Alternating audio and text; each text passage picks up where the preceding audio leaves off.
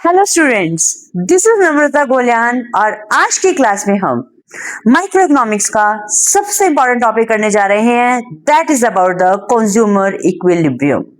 Students, आज की class में हम देखेंगे कंज्यूमर क्या होते हैं, इक्विलिब्रियम का मीनिंग क्या होता है, ऑल ओवर कंज्यूमर इक्विलिब्रियम क्या होता है, यूटिलिटी क्या होती है और यूटिलिटी के टाइप्स को डिस्कस करेंगे। So students, are you ready to start the class? Let's start the class. Consumer equilibrium, ये वर्ड टू वर्ड से मिलकर बना है। One is the consumer and second is the equilibrium. Consumer कौन होते हैं? Who is consumer? A consumer is an economic agent who buys goods and services for the direct satisfaction of his wants. For make you clarify the word consumer, the consumer word है वो individual तक limited नहीं है। Consumer कोई firm भी हो सकती है, कंज्यूमर कोई कंपनी भी हो सकती है, कंज्यूमर कोई सोसाइटी भी हो सकती है। So consumer word is not limited to an individual. चलिए दोबारा देखिए, कंज्यूमर कौन होते हैं? A consumer is an economic agent. Why they buy goods and services? वो गुड्स और सर्विसेज क्यों बाय करते हैं? Why we consume something? Because for direct satisfaction of our wants. Suppose we go to movie. Why we go to movie, students?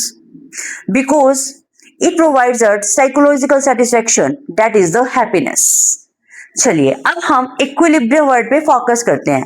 Equilibrium क्या होता है? Equilibrium is a state of balance. एक ऐसे stage जहां हम पहुंचना चाहते हैं।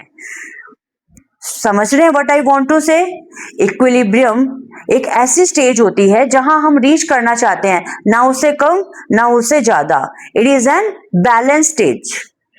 अब अपने बात करते हैं ऑल ओवर कंज्यूमर इक्विलिब्रियम की। कंज्यूमर इक्विलिब्रियम क्या होता है? A consumer is suppose to be in equilibrium when whatever amount consumer actually does pay is equals to whatever amount consumer is willing to pay. जो amount consumer actually pay कर रहा है is equals to जो amount consumer अपने मन से actually pay करना ही चाहता है। It makes the in situation of equilibrium. एक बार दोबारा देखिए, a consumer is suppose to be in equilibrium.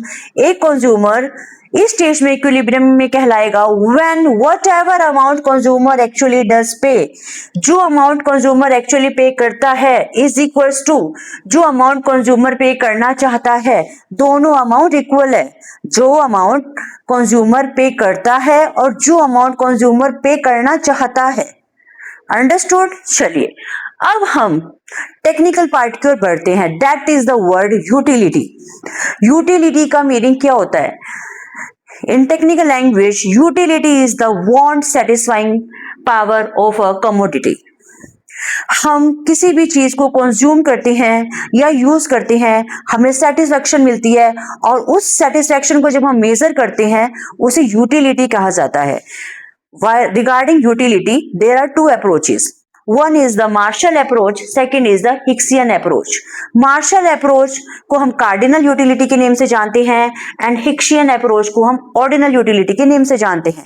According to Marshall, हम यूटिलिटी को नंबर्स में मेजर कर सकते हैं, like 1 2 3 4 5, बट हिक्सियन कहता है यूटिलिटी हम साइकोलॉजिकल है, हम इसे 1 2 3 नंबर से मेजर नहीं कर सकते, इसे हम हाई या लो में मेजर कर सकते हैं, कम या ज्यादा में मेजर कर सकते हैं। So there are two different approaches, cardinal utility and ordinal utility. Students, in next classes we will discuss cardinal utility and ordinal utility in details. Thank you guys, I hope आपको आज की class बहुत अच्छे से समझ आई होगी and you will surely cooperate me in the future too. Thanks again and bye bye.